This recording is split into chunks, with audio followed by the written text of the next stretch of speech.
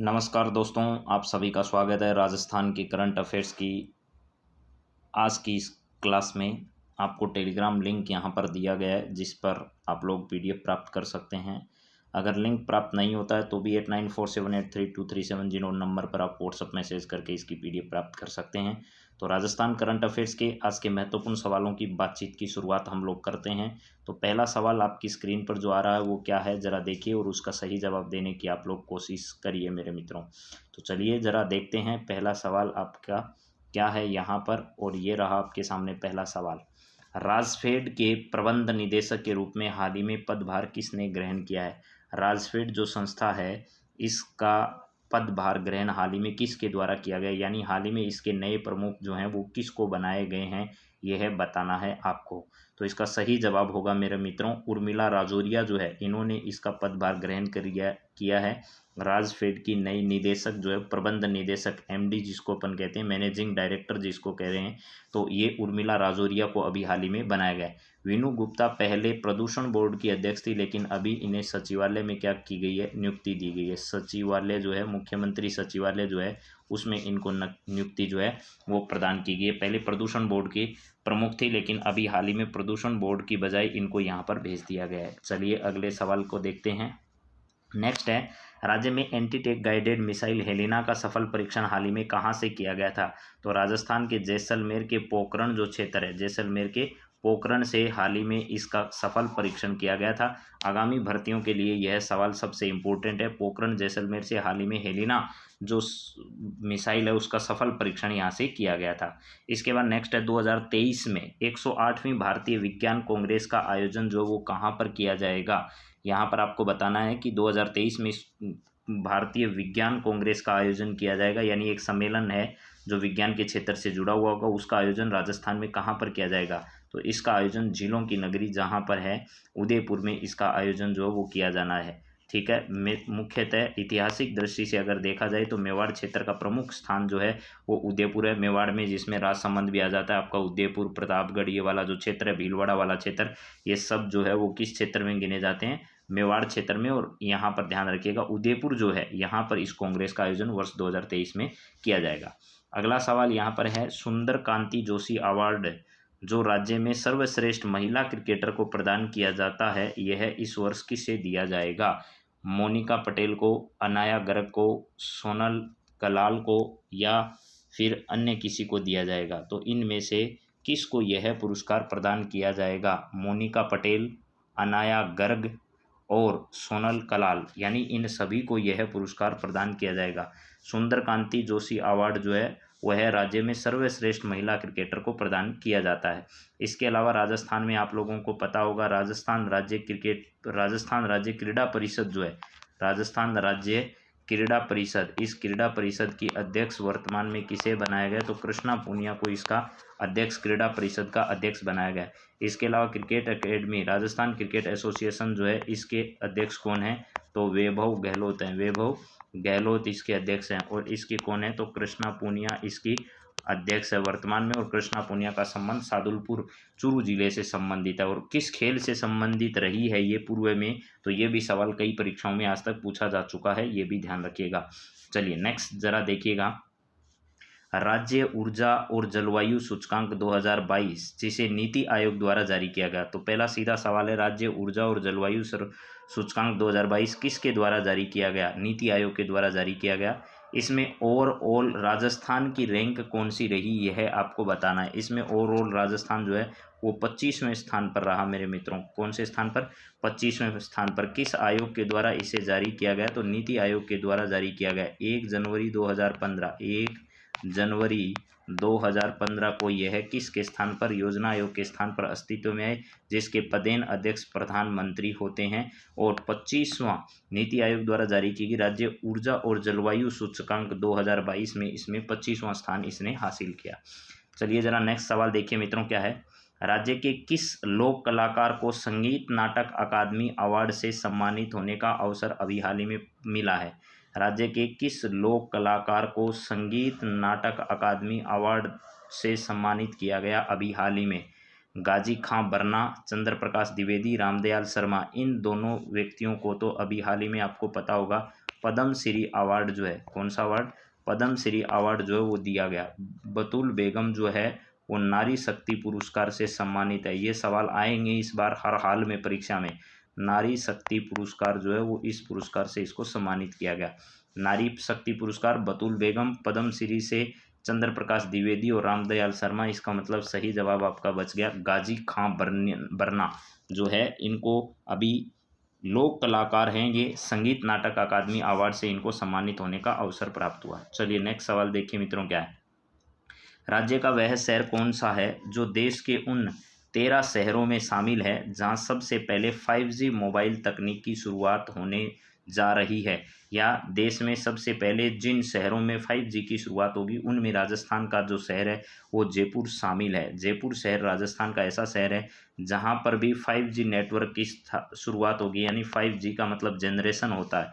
तो इस 5G network की जहां भी शुरुआत होगी उनमें राजस्थान जो है, राजस्थान का जो शहर शामिल है उसका नाम क्या है, राजस्थान की राजधानी जयपुर है जिसको इसमें शामिल किया गया है। आप बाकी गहराई में जानने की बजाय करंट अफेयर्स जो है सीधे सीधे सही स्तर का भी अगर आप पढ़ते हैं तो करंट अफेयर्स का कोई भी सवाल आपका गलत नहीं होगा।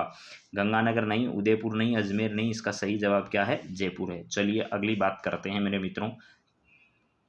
वर्ष 2021 राजस्थान हस्तशिल्प रत्न पुरस्कार 2021 किसे प्रदान किया गया। राजस्थान हस्तशिल्प रत्न पुरस्कार 2021 किसे प्रदान किया गया। बाबूलाल मोरोटिया को, यश कुमार को, अनुराग सिंह को, हरि नारायण को। तो इनमें मेरे मित्रों बाबूलाल मारोटिया जो है इनको क्या किया गया है, राजस्थान हस्तशिल्प रत्न पुरस्कार जो है यह पुरस्कार प्रदान किया गया है। तो यहाँ पर ध्यान रखिएगा, बाबूलाल मारोटिया जो है राजस्थान हस्तशिल्प रत्न पुरस्कार बाबूलाल मारोटिया को प्रदान किया गया हस्तकला के क्षेत्र में महत्वपूर्ण योगदान देने के लिए। अगला सवाल है, राजस्थान राज्य प्रदूषण नियंत्रण मंडल का अध्यक्ष किसे बनाया गया, यानी वीनू गुप्ता को यहाँ से हटा दिया गया है, इनको सचिवालय में पोस्टिंग दी गई और इनके स्थान पर जो है वो सुधांशु पंत को राजस्थान राज्य प्रदूषण नियंत्रण मंडल का प्रमुख बनाया गया है अभी हाल ही में। सुधांश पंत जो है वो ध्यान रखना, सुधांश पंत को बनाया गया है अभी हाल ही में राजस्थान राज्य प्रदूषण नियंत्रण मंडल जो है इसका अध्यक्ष। पहले कौन थे, तो वीनू गुप्ता थी। अभी इनको कहाँ पर भेज दिया गया है, राजस्थान राज्य सचिवालय में इनको एंट्री दे दी गई है, सचिवालय में एंट्री दे दी गई है। चलिए अगले सवाल पर बात करते हैं।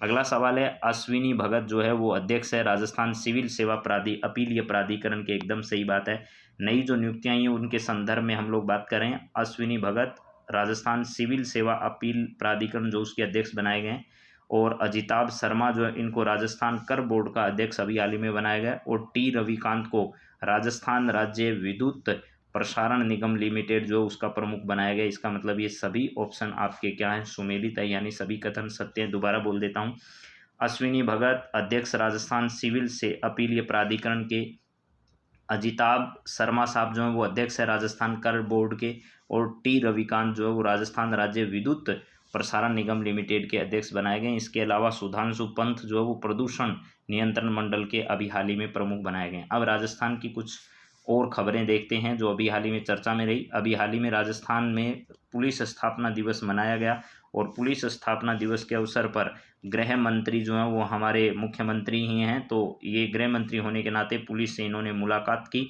और उनको ये कहा न डरे न झुके, बिना किसी दबाव के समर्पण के साथ पुलिस काम करते रहे। और राजस्थान ने खेल बजट जो है वो इसका बढ़ाकर 2 करोड़ रुपये कर दिया गया है। तो इसके बारे में अभी बातचीत की सरकार के आला अधिकारियों के साथ हमारे मुख्यमंत्री जी ने। तो ये आप लोग सब फोटो देख पा रहे होंगे मेरे हिसाब से, यहाँ पर आपको मुख्यमंत्री जी नज़र आ रहे हैं। राजस्थान पुलिस दिवस के अवसर पर राजस्थान पुलिस के महानिदेशक एम.एल. लाठर साहब और राजस्थान में पुलिस कमिश्नरेट जो व्यवस्था है राजस्थान के 2 शहरों में, जयपुर और जोधपुर में, इस प्रकार के नए इनिशिएटिव जो हैं वो राजस्थान पुलिस के द्वारा चलाए जा रहे हैं। ठीक है, और जेतसर थाने को सर्वश्रेष्ठ थाने का पुरस्कार प्रदान किया गया है, ये बात भी इम्पोर्टेंट है। राष्ट्रपति पुलिस पदक से एडीजी पुलिस मुख्य सौरभ श्रीवास्तव, एडीजी आईटीबीपी समेत कई जो हैं वो सम्मानित हो चुके हैं। लेकिन अभी आपको यहाँ ध्यान ये रखना है, पुलिस पदक से सम्मानित श्री गंगानगर जिले का जेतसर थाना जो है वो सर्वश्रेष्ठ थाने का पुरस्कार जो है वो इसको प्राप्त हो चुका है। तो ये सारी बातें हमें परीक्षा की दृष्टि से ध्यान रखनी है यहाँ पर। चलिए नेक्स्ट अब देखते हैं और कौन सी है राजस्थान में अभी हाल ही में और क्या क्या आयोजित हुआ। एक आपके सामने मैंने थोड़े दिन पहले ऑपरेशन संबल के बारे में बताया था। ऑपरेशन संबल जयपुर जिला कलेक्टर के द्वारा जो है वो पालनहार योजना या अन्य जितनी भी योजनाएं उनको घर घर तक डोर टू डोर उनकी डिलीवरी हो सके, इसके लिए जयपुर के कलेक्टर जो है वो राजन विशालन के द्वारा इसकी क्या की गई थी, शुरुआत की गई थी। तो ऑपरेशन संभल जयपुर के जिला कलेक्टर जो हैं वो राजन विशालन के द्वारा शुरू की गई एक योजना है। ऑपरेशन संबल कहाँ से शुरू की गई, जयपुर से शुरू की गई। और इस अभियान का उद्देश्य जिले में राज्य सरकार के विभिन्न फ्लैगशिप योजनाओं के अंतर्गत सामाजिक सुरक्षा पेंशन व पालनहार योजना से वंचित पात्र परिवारों को चिन्हित करना, उनको ई मित्र के माध्यम से ऑनलाइन आवेदन करवाकर लोगों को लाभान्वित किया जाना है। कलेक्टर विशाल ने बताया कि अभियान के तहत 8 योजनाओं को लाभ जो है वो प्रदान किया जा रहा है। इसके बाद देखिए श्री महावीर जी का नाम आपने सुना होगा। श्री सवाई माधोपुर करौली जो है, करौली जिले जो स्थित है हिंडौन, वहाँ पर दिगंबर जैन क्षेत्र का श्री महावीर जी का प्रसिद्ध मेला जो है वो राजस्थान में आयोजित किया जाता है। इस बात को भी आपको ध्यान रखना है। तो ये अभी हाल ही में श्री महावीर जी जो है यहाँ पर प्रसिद्ध मेले का 18 अप्रैल तक ये मेला जो है वो चलेगा, यानी 18 अप्रैल तक इसका संपन्न होने वाला है। तो ये कहाँ पर आयोजित होता है, तो करौली के श्री महावीर जी में इस मेले का आयोजन, यहाँ पर भव्य मेला आयोजन किया जाता है। और आपको पता होगा वो गाय के दूध चढ़ाने वाली और इस मूर्ति के बारे में आपने खूब सुना होगा। जिस समाज से ये मूर्ति खरीदी थी, आज भी जब इसमें रैली निकाली जाती है तो समाज के लोगों का सबसे पहले हाथ जो है वो यहाँ पर लगवाया जाता है। चलिए ज़रा अब बात करते हैं कुछ पुरानी परीक्षाओं में आए हुए महत्वपूर्ण सवाल जो पिछली भर्ती परीक्षाओं में पूछे जा चुके हैं, उन पर बातचीत की शुरुआत करते हैं। देखिएगा पहला सवाल क्या है। पहला सवाल आपके सामने है मित्रों कि लाखेरी इंद्रगढ़ क्षेत्र किसके लिए प्रसिद्ध है। तो लाखेरी बूंदी में स्थित है, एक तो आप लोग वो भी जानते होंगे, लाखेरी बूंदी वाला क्षेत्र। इंद्रगढ़ जो क्षेत्र है ये किसके लिए प्रसिद्ध है, आपसे ये पूछा जा रहा है क्षेत्र किसके लिए प्रसिद्ध है। तो ये सब सीसा जस्ता जो खनन है उसके लिए लाखेरी का क्षेत्र जो है वो शीशे जस्ते के लिए क्या है, प्रसिद्ध है। चूना पत्थर खनन, जिप्सम खनन या अब्रक। अब्रक जो है वो भीलवाड़ा, अब्रक की ईंटों के बारे में आपने खूब पढ़ा होगा। तो भीलवाड़ा का संबंध किससे है, भीलवाड़ा का संबंध अब्रक से है। लेकिन सीसा जस्ता लाखेरी बूंदी से संबंधित है। चलिए अगली बात करते हैं। इसके अलावा सीमेंट जो है लाखेरी बूंदी का जो है वो सीमेंट का कारखाना भी आपको याद होगा। गोटन का भी आपने नाम सुना होगा। राजस्थान में वार्षिक वर्षा की समवर्षा रेखा की सामान्य प्रकृति कैसी होती है। तो सामान्य प्रकृति जो है वो उत्तर पूर्व से लेकर के दक्षिण पश्चिम होती है। उत्तर पूर्व से लेकर के दक्षिण पश्चिम जो है वो होती है। राजस्थान की ये वार्षिक वर्षा रेखा जो है इसकी स्थिति जो है वो कुछ ऐसी है। तो उत्तर पूर्व से लेकर के दक्षिण पश्चिम तक इसकी क्या रहती है, स्थिति रहती है। चलिए इसके बाद बात करते हैं अगले सवाल पर। नेक्स्ट सवाल है राजस्थान के किस जिले में अधिकतम सीमा स्पर्श करती है। राजस्थान के किस जिले की अधिकतम अन्य जिलों से सीमा स्पर्श करती है। तो ये तो फेमस सवाल है और आज से पहले पता नहीं कितनी भर्ती परीक्षाओं में ये सवाल पूछा जा चुका है। पाली जिला जो है इसकी सर्वाधिक सीमा जो है वो स्पर्श करती है अन्य जिलों से। चलिए नेक्स्ट सवाल ज़रा देखिए मित्रों क्या है यहाँ पर आपके सामने। राजस्थान के किस जिले में 78 डिग्री पूर्वी देशांतर रेखा गुजरती है। 78 डिग्री पूर्वी देशांतर रेखा राजस्थान के किस जिले से गुजरती है, ऐसा आपसे पूछा जा रहा है। तो 78 डिग्री राजस्थान के धौलपुर जिले से क्या करती है, गुजरती है। राजस्थान के धौलपुर जिले से ये क्या करती है, गुजरती है। चलिए नेक्स्ट सवाल ज़रा देखिएगा अगला क्या है यहाँ पर आपके सामने है। राजस्थान में किन पवनों से शरदकालीन वर्षा होती है। राजस्थान में जो है वो दक्षिणी पश्चिमी मानसून है उससे होती है, या फिर उत्तर पूर्वी व्यापारिक पवनों से, या भूमध्य सागरीय चक्रवात से। तो दक्षिणी पश्चिमी मानसून जो है, इस दक्षिणी पश्चिमी मानसून के बारे में आप लोग खूब जानते होंगे। दक्षिणी पश्चिमी मानसून, इसकी वजह से शरद ऋतु जो इस शरद काल में क्या होती है, वर्षा होती है। चलिए नेक्स्ट सवाल ज़रा देखिए मित्रों क्या है अगला है। थार के मरुस्थल का सर्वाधिक विस्तार कहाँ पर मिलता है। राजस्थान में मिलता है, भारत में या अफगानिस्तान में या पाकिस्तान में, कहाँ पर। तो भारत में इसका सर्वाधिक विस्तार है, आपको ये भी पता होना चाहिए। मरुस्थल का, थार के मरुस्थल का सर्वाधिक विस्तार जो है वो भारत में है। और भारत में राजस्थान में पश्चिमी विक्षोभ संबंधित है वायुदाब से, मृदा से, वर्षा से और वायुमंडल से। तो वर्षा से संबंधित है, पश्चिमी विक्षोभों से जो वर्षा होती है उसे हम शरद काल में वर्षा होती है और उसे हम मावठ के नाम से क्या करते हैं, जानते हैं। चलिए नेक्स्ट सवाल ज़रा देखिए मित्रों क्या है अगला सवाल है। कुल बोए गए क्षेत्र का बाजरा के अंतर्गत अधिकतम प्रतिशत क्षेत्र राजस्थान के किन जिलों में होता है? बोए गए का अधिकतम जो है वो कौन से क्षेत्र में बाजरा सर्वाधिक होता है? तो जैसलमेर और बाड़मेर क्षेत्र जो है यहाँ पर राजस्थान में सर्वाधिक क्या होता है, बाजरे की पैदावार होती है बोए गए क्षेत्र के हिसाब से अगर बातचीत की जाए तो। चलिए नेक्स्ट सवाल ज़रा देखिएगा, अगला क्या है। अगला सवाल है वायु का तापमान बढ़ने पर पवन निरपेक्ष आर्द्रता, यानी वायु का तापमान बढ़ने पर पवन निरपेक्ष आर्द्रता जो है उसके बारे में बात कर रहे हैं कि पवन वायु का तापमान अगर बढ़ता है तो पवन निरपेक्ष आर्द्रता क्या होती है, घटती है या बढ़ती है या क्या होता है? तो यहाँ ध्यान रखिएगा घटती है। तापमान बढ़ने के साथ साथ आर्द्रता जो है उसमें कमी आती है। चलिए अगला सवाल देखिएगा क्या है। यहाँ पर हम लोग नेक्स्ट सवाल के बारे में अगर बात करें तो यहाँ आपके सामने है कि सर्वाधिक दैनिक तापांतर होता है पश्चिमी राजस्थान में, पूर्वी राजस्थान में। तो आपको पता होगा ये हमारा पश्चिमी राजस्थान जो है इसमें रात्रि का तापमान कम होता है और दिन का तापमान ज़्यादा होता है। तो दिन और रात में इस प्रकार अधिकतम ताप का अंतर जो है वो पश्चिमी राजस्थान में सर्वाधिक रहता है। पश्चिमी राजस्थान में तापांतर जो है वो सर्वाधिक होता है। इसके बाद अगला सवाल आपकी स्क्रीन पर है, राजस्थान में सफ़ेद सीमेंट के लिए कौन सी जगह प्रसिद्ध है? ये स्थान बहुत अच्छा है और ये सवाल कई परीक्षाओं में अब से पहले पूछा जा चुका है। गोटन जो है ये सफ़ेद सीमेंट के लिए प्रसिद्ध है। सफ़ेद सीमेंट के लिए कौन सी जगह प्रसिद्ध है? राजस्थान में गोटन क्षेत्र जो है वो सफ़ेद सीमेंट के लिए प्रसिद्ध है। चलिए अगला सवाल जो है उस पर देखते हैं क्या है हमारा अगला सवाल। बनास नदी का निकास, बनास नदी कहाँ से निकलती है? तो बनास नदी के बारे में आप लोग बहुत अच्छे से जानते हैं। कुंभलगढ़ की पहाड़ियाँ जो है यहाँ से बनास नदी का क्या होता है उद्गम, किस जिले से? राजसमंद जिले से। राजसमंद जो जिला है इस राजसमंद जिले से क्या करती है, राजसमंद जिले से कुंभलगढ़ की पहाड़ियों से बनास नदी का उद्गम होता है और बाद में ये चंबल नदी में जाकर मिल जाती है। इसके बाद है राजस्थान का कौन सा जिला जिसमें लोहे ऐसक सहित अभ्रक भी पाया जाता है? तो अभ्रक के लिए मैंने पहले ही बता दिया आपको, भीलवाड़ा जो है वो अभ्रक के लिए क्या है, प्रसिद्ध स्थान है। अभ्रक भीलवाड़ा से संबंधित है। चलिए अगला सवाल ज़रा देखिए क्या है। यहाँ पर है राजस्थान की कौन सी झील टोड रोक नॉन रोक के नाम से जानी जाती है? राजस्थान में नक्की झील जो है वो मेरे मित्रों, नक्की झील के बारे में आपने खूब सुना होगा। ये नक्की झील जो है राजस्थान की ऐसी झील है जो टोडरोक और नन रोक, यहाँ पर विशेष प्रकार की जो चट्टानें पाई जाती है उन चट्टानों के लिए इसे टोडरोक और नन रोक के नाम से भी क्या किया जाता है, जाना जाता है। चलिए अगले सवाल के बारे में बात करते हैं। नेक्स्ट सवाल ज़रा देखिए क्या है। यहाँ पर आपके सामने अगला सवाल है, डामोर जनजाति का मुख्य व्यवसाय क्या है? डामोर जनजाति जो है वो शिकार करती है या फल इकट्ठा करना है या मछली पालन करना है या खेती करना? तो डामोर जनजाति का मुख्य व्यवसाय जो है वो खेती करना है, यानी कृषि करना ही इस डामोर जनजाति का मुख्य व्यवसाय है। चलिए इन दिए गए ऑप्शन के आधार पर अगला सवाल देखिए क्या है। राजस्थान में जनसंख्या का प्रतिरूप निर्धारित होता है, किसके आधार पर जनसंख्या का प्रतिरूप जो है वो राजस्थान में निर्धारित होता है? खनिजों की उपलब्धता, संस्कृति पद्धतियों पर या स्थलाकृति विशेषताओं द्वारा या कृषि पद्धतियों द्वारा?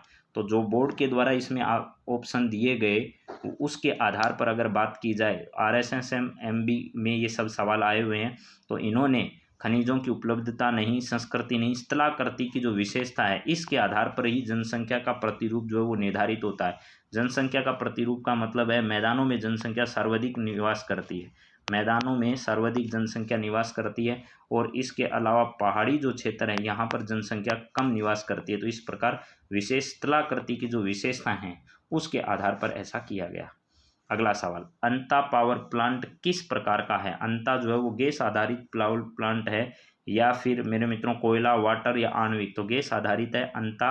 और किस जिले में स्थित है? ये 12 जिले में स्थित है। अंता कहाँ पर है? 12 जिले में स्थित है मेरे मित्रों, ये भी आप लोग थोड़ा ध्यान रखिएगा। अंता कहाँ पर है? 12 जिले में स्थित है। चलिए नेक्स्ट सवाल ज़रा देखिएगा अगला क्या है। अगला है, राजस्थान का कौन सा जिला सोयाबीन का सबसे बड़ा उत्पादक है?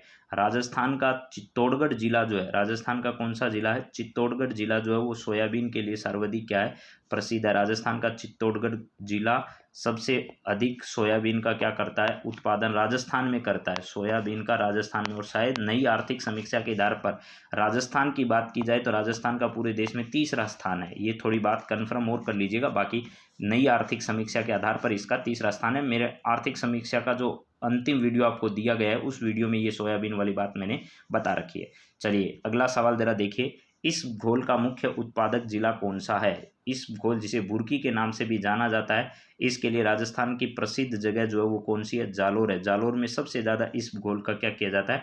उत्पादन। जालोर में एक तो जीरा, जालोर का जीरा, और जालोर में एक है इस्प घोल, ये दोनों जो हैं इनका सबसे बड़ी मात्रा में यहाँ पर क्या किया जाता है? उत्पादन किया जाता है, जीरा और इस्प घोल का। चलिए इसके बाद नेक्स्ट सवाल जरा देखिए मित्रों क्या है। आना सागर झील कहाँ पर स्थित है? आना सागर एक तो है, देखिए मेरे मित्रों, अजमेर जो है यहाँ पर ये झील स्थित है, लेकिन अजमेर में अजय राज ने अजमेर को बसाया और अर्नोराज जो अन्ना जी है इन्होंने क्या किया था? अन्ना सागर झील जो है इसका निर्माण, आना सागर झील का निर्माण यहाँ पर करवाया था। तो ये दोनों ध्यान रखना, अजमेर को किसने बसाया और अन्ना सागर झील का निर्माण किसने करवाया अजमेर में। ये सवाल सर्वाधिक बार परीक्षाओं में पूछे जा चुके हैं अब तक। तो मेरे मित्रों, मैंने यहाँ तक आपको कुछ सवाल हल करवाने की कोशिश की है। आगे इसी प्रकार राजस्थान के कुछ महत्वपूर्ण सवाल आपके सामने पिछली भर्ती परीक्षाओं में पूछे जा चुके हैं या फिर आगामी परीक्षाओं के लिए इम्पोर्टेंट हो सकते हैं, उन सभी पर बातचीत करेंगे। इसी प्रकार आप सभी बने रहें। आप सभी का बहुत बहुत धन्यवाद। जय हिंद, जय भारत।